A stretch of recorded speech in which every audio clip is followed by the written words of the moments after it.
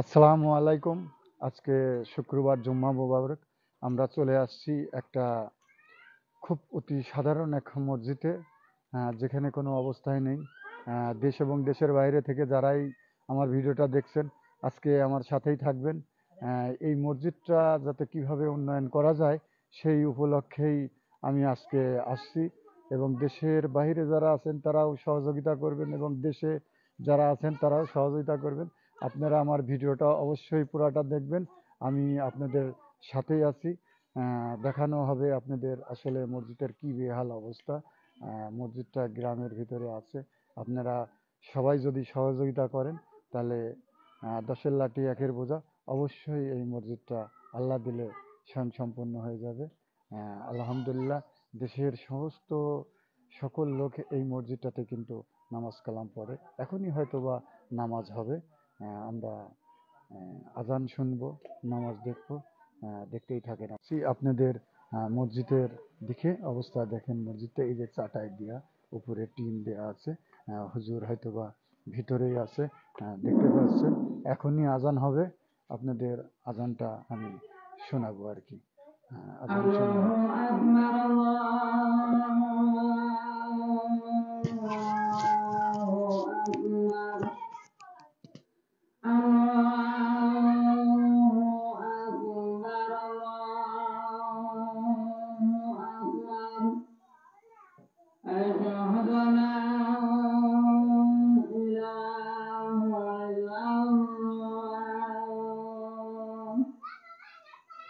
أشهد أن لا إله إلا الله أشهد أن محمدا رسول الله أشهد أن محمدا رسول الله। আমরা এই যে চলে আসি, আজান শেষ, বিভিন্ন মুসল্লিরা আসবে, আপনাদের দেখাচ্ছি। এই যে মুসল্লিরা মসজিদে চলে আসছে, এখনই নামাজ শুরু হবে, খুতবা হবে। আসসালামু আলাইকুম। হুজুর, একটু কিছু বলেন, আসলে মসজিদটা এই অবস্থা কেন আছে? আমাদের অবহেলিত মসজিদ, আমরা গরিব এলাকায় হতে অল্প দানের হার আমাদের কম। আপনারা যদি কালে সহযোগিতা করেন তাহলে হয়তো এই মসজিদটা উন্নত করা সম্ভব হবে। তবে দেশের বাইরের মানুষ যারা আছে সবাই মানুষের জায়গায় জায়গায় মসজিদ, অনেক অনেক জায়গায় আমি বেড়াইছি। আমি আমার একটা ইর সাথে জড়িত আছি, যেটা হচ্ছে তাবলিগ জামাতের সাথে আমরা জড়িত আছি। তো এখন আমরা তো বিভিন্ন দেশে যাই বা ই করে দেখি, সেখানে মসজিদ দেখলি পারে সেরকম সে মসজিদে দেখে মানে ইচ্ছাই জাগে যে আর আমাদের মসজিদে এখন চাটাই বেড়ায় এখনো রয়েছে। হুজুর আছে, হুজুরের সাথে কথা বলছি। আপনারা দেখেন, এই যে ঘুরিয়ে দেখা সাইটের বেড়ায় উপরে কিন্তু টিন দিয়ে আছে আর কি, কোন রকম সবাই মুসল্লিরা আসতেছে। দেখেন পলিথিন পাড়া, ঠান্ডার দিন, আপনারা দেখেন। হ্যাঁ, এখানে কিন্তু ওই যে কোরআন শরীফ গুলো, হাদিসের বইও রাখা আছে। তে হুজুর, আর একটু কথা বলি। আসলে আপনি কতদিন ধরে আছেন এখানে? আমি বছর 3 ধরে। 3 বছর ধরে। আর অন্য ওই ভিডিও ভাড়া আমার মসজিদ আসলে ওখানে অন্ধারা। তো যাই হোক, আমি এখন এই উত্তরপাড়া জামে মসজিদে, মানে আমাদের বাড়ির পাশেই, মানে সবাইকে একটু বলেন, আপনি অনুরোধ করে দেন যে ভাই মসজিদটার দিকে একটু আমরা খেয়াল রাখেন। ওই কথাই বলতেছি যে আমরা এখন খানস্তার করছি, মসজিদ ভাঙি ফেলাইছি, আমরা কাজ চলতেছে। আপনারা দানের কিছু কিছু করে দানের হাত আমাদের বাড়াই দেন, তাহলে ইনশাল্লাহ আমরা ওই মসজিদটা সুন্দর করতে পারি। ঠিক আছে হুজুর, আপনি আপনার কার্যক্রম চালান, আমি আসি আমার ভিডিওর সাথে দেখতে। বিহাল অবস্থা আছে যে ভাই, কিন্তু যে পানগুলো দেখতেছে, কি অবস্থা দেখেন। যে চেষ্টা করছে, অনেক চেষ্টা করছে। এই যে আরেক মুসল্লি চলে আসছে নামাজের জন্য, আজান শুনে। মোটামুটি এই যে পানিটা ছেড়ে দিছে, দেখতে থাকে। এই জায়গাটা কিন্তু মুসল্লিরা সব উজু করতেছে, আপনারা দেখতে পাচ্ছেন। আমার সাথেই থাকেন, দেখতেই পাচ্ছেন।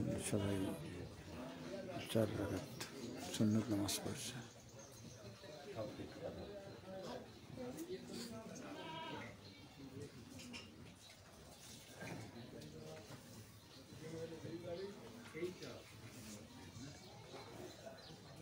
عليهم غير المغضوب عليهم ولا الضالين.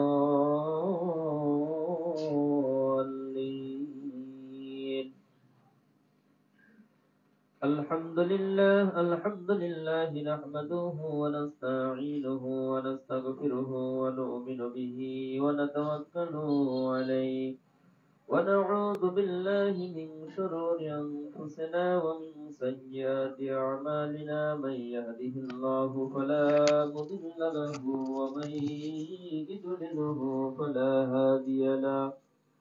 ونشهد أن لا إله إلا الله وحده لا شريك له. ونشهد أن سيدنا وسندنا وحبيبنا وطبيبنا ومولانا محمدا عبده ورسوله الذي أرسله بالحق بإذنه وسراجا وقمرا منيرا.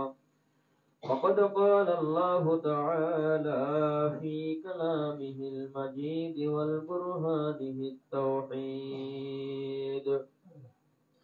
إن الله وملائكته يصلون على النبي يا أيها الذين آمنوا صلوا عليه وسلموا تسليما.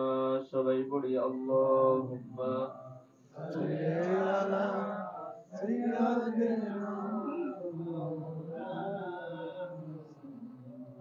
وعلى آل سيدنا.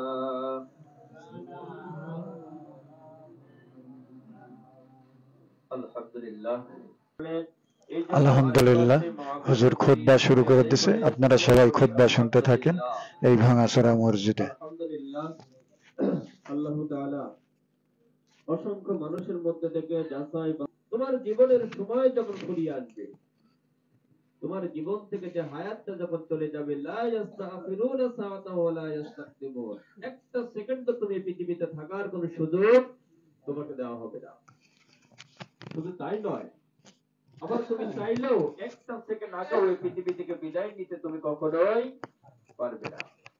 এটার কথা অন্য জায়গায় বলতেছেন যে নাহনু কদ্দারনা বাইনাকুমুল মাউত, যে আমি আল্লাহ রাব্বুল আলামিন এই পৃথিবী থেকে তোমাদেরকে বিদায় নেওয়ার জন্য যা কিছু করার, আমি সেই কিছু করার ক্ষমতা আমি আল্লাহ রাব্বুল আলামিন রাখি। আমি আল্লাহ রাব্বুল আলামিন বিমাসবুকিন, আমি আল্লাহ অক্ষম নয়। সম্মানিত উপস্থিতি, এই চিন্তা, এই চেতনা নিয়ে আমাদের জীবনকে অতিবাহিত করতে হবে।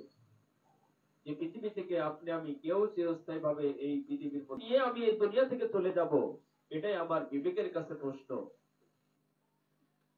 একজন ব্যক্তি হাসান বসরি, নাম শুনেছেন? হাসান বসরি, তাকে জিজ্ঞাসিত করা হয়েছিল যে আপনার এই আমলিয়াতের উদ্দেশ্যটা কি,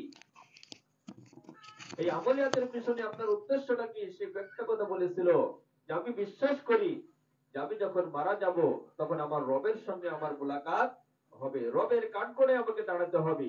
এই জন্য রবের কাঠগড়ায় দাঁড়ানোর পরে যেন আমি ব্যর্থতি না হই, রবের কাঠগড়ায় দাঁড়ানোর পরে যেন আমি জাহান্নামী না হই, এই জন্য আমি দুনিয়াতে থাকা অবস্থায় আমি নিজেকে প্রস্তুত করে নিচ্ছি।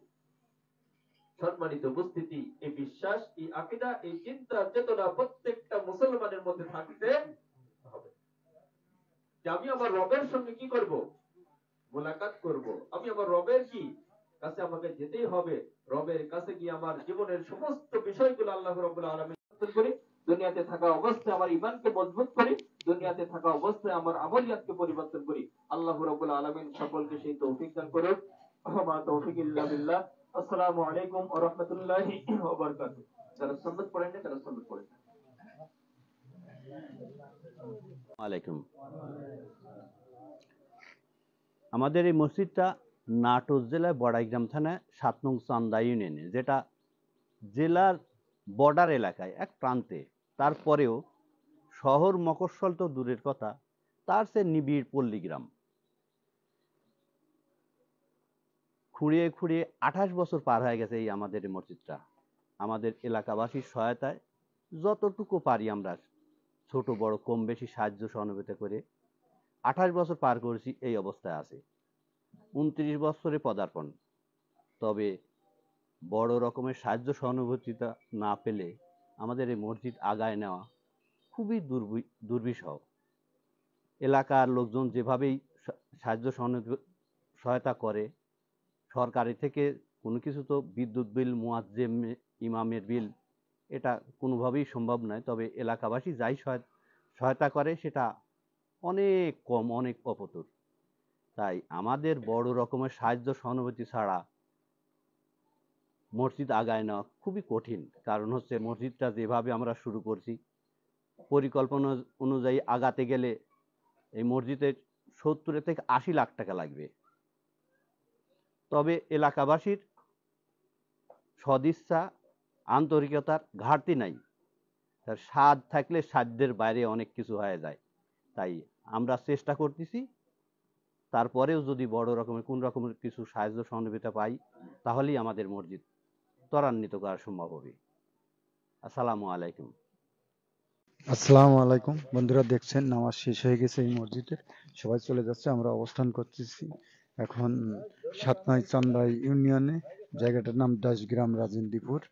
এই অবহেলিত মসজিদের পাশেই আছি আমরা। দেখতে পাচ্ছেন সবাই নামাজ শেষ চলে যাচ্ছে এখন। মোটামুটি নামাজ কিন্তু এখন শেষ হয়ে গেছে, মুসল্লিরা সবাই চলে গেছে। দেশ এবং দেশের বাইরে যারাই আছেন সবাই এই মসজিদটিটাও সবাই দেখছেন কি অবস্থায় আছে, বিহলিত। সবাইকেই আমি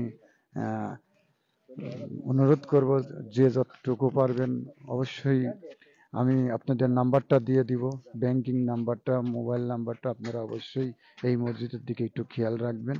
আমি আছি, আমার ভিডিওটির সাথেই থাকেন, দেখতেই থাকেন। আমি সভাপতি, সেক্রেটারি সবার সাথেই কথা বলবো, আপনাদের তাদের কথা শুনবেন আমার ভিডিওর সাথে। আসসালামু আলাইকুম।